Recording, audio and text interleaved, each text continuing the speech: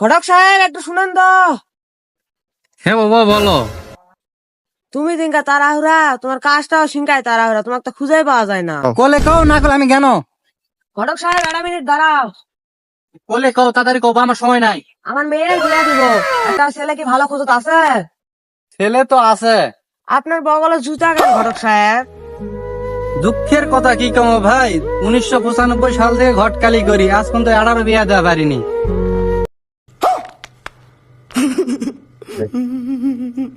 যার বিয়া ঠিক করি তাই ভাগে যায়। কি যুগ গেল রে ভাই, বাংলাদেশ কি যুগ গেল, আজ পর্যন্ত 18 বিয়া দেওয়া পারলো না। মানুষের টাকাতে ধার করে জুতা কিনেছি, এই জুতা কি ক্ষয় করা গেছেন? এই জুতা ক্ষয় করলে তো আর আমার জুতা থাকবে না। ঘটকালি করতে করতে আমার 5টা না উদান আছে, সামনেও ফাঁকা আছে, নিজের পকেটে টাকা, বাড়ি ঘর সব বেঁচে গেছে ভাই এই ঘটকালি করতে করতে।